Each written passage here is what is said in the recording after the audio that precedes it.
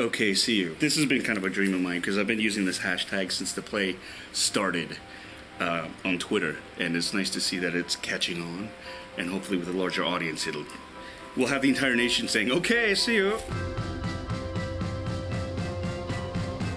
Kim's Convenience. Oh my god, I suck at like putting summaries together. Okay, I got this. At its core, I think it's a comedy about a family. I think it's the first Canadian sitcom about a Korean immigrant family. It's part of our life that we haven't seen before.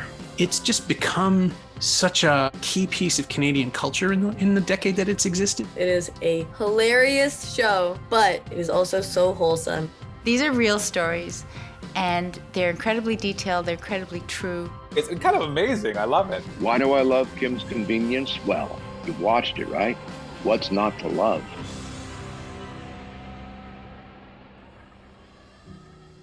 Kim's Convenience started as a play written by Ins Choi about a Korean family. When Ins asked me to read the play for the first time, there was something about his writing that was just so honest. Write what you know, so I wanted a Korean family on stage. All right, convenience stores. Everyone was talking about it when it played at the Fringe. And then when we opened it at Soul Pepper, I mean, we brought it back several times, toured it around, obviously went to New York with it. Got universal good reviews. It won a bunch of awards, Toronto Theatre Critics Awards. And that's when we realized, okay, this has got not just legs, this has got like turbine power, it's going somewhere. We didn't know where. One, it had a great story that was diverse. It was funny, it was charming, it was heartfelt. You know, it was clear like that people were hungry for the story. It struck a chord, and you know, the second time that it played at the Fringe, there was lineups around the block. This filled a void that people were really, really yearning for. Most importantly, it just showcased Jean and Paul, these fantastic actors who had been acting, you know, for a good part of their lives and had not had roles like this. Korean Canadian theater is what I've always been dreaming of and working towards. It was really thrilling and really satisfying, just the first read, because it was so funny.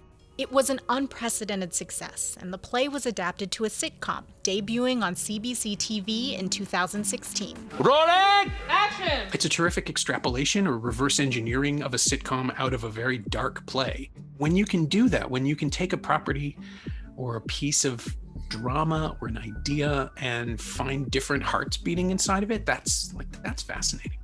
Ins took me around the set, and I had such a moment walking into the house in 3D like that.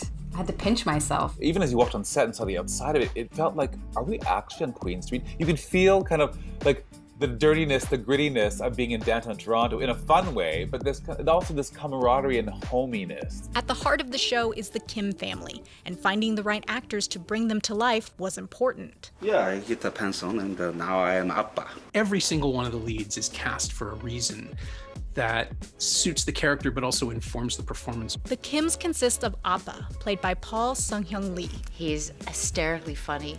The best husband on screen or off I've ever had. Oh, he's like the perfect Appa. All Korean dads are like him.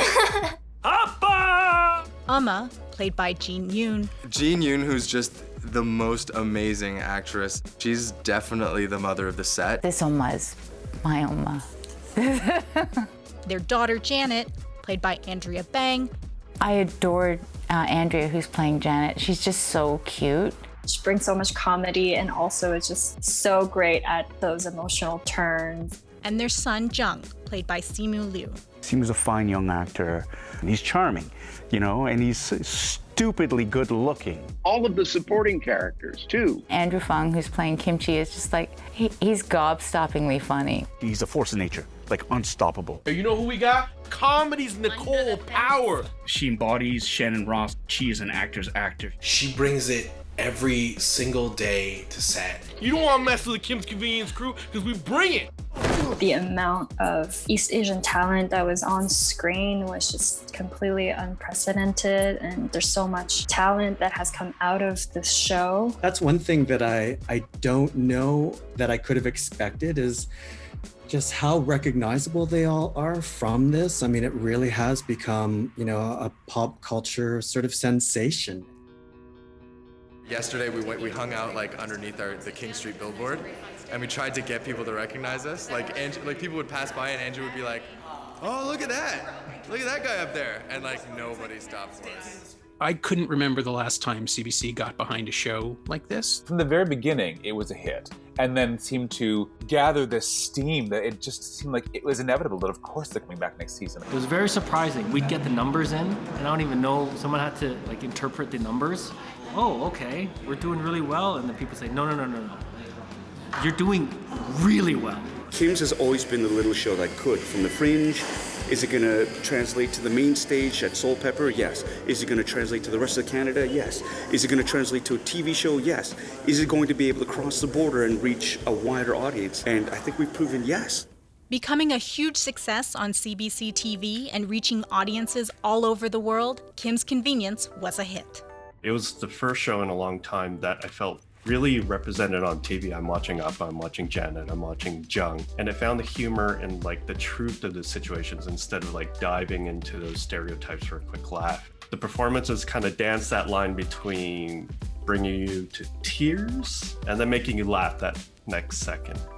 They have challenges like any family does, whether it's communicating, whether it's understanding the generational gap. You know, Appa and Umma, they have their old ways of thinking, and then you have Janet and Jung absorbing different ways of seeing life. That has been a huge part of my experience growing up as well. And I'm like, this isn't like a fictional Toronto. This is how Toronto actually is.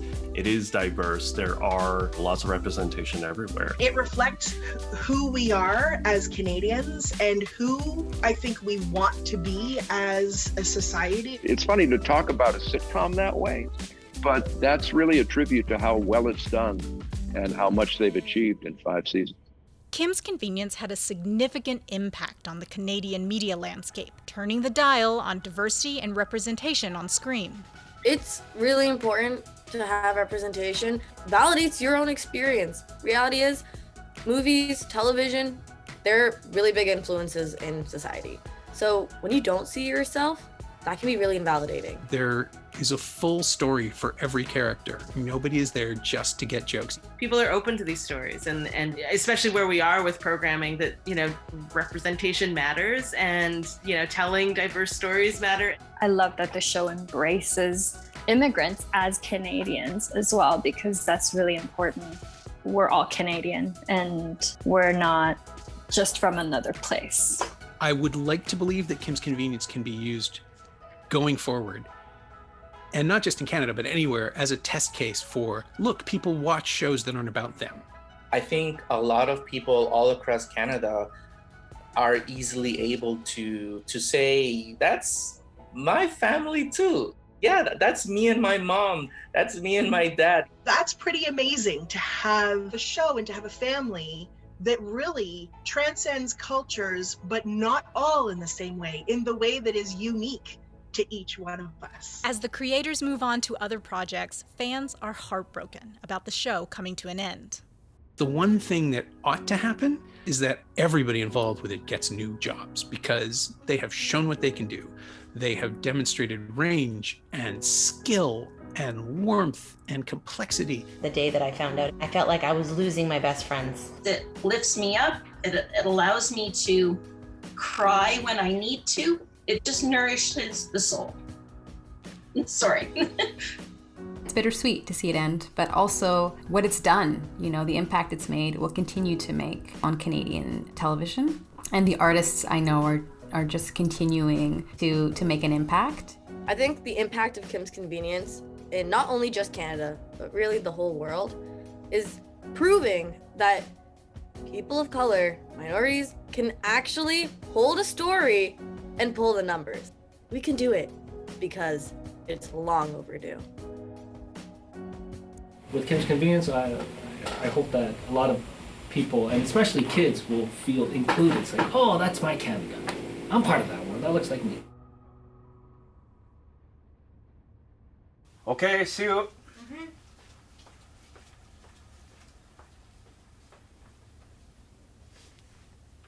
It's a season 1 wrap. Thank you, everyone.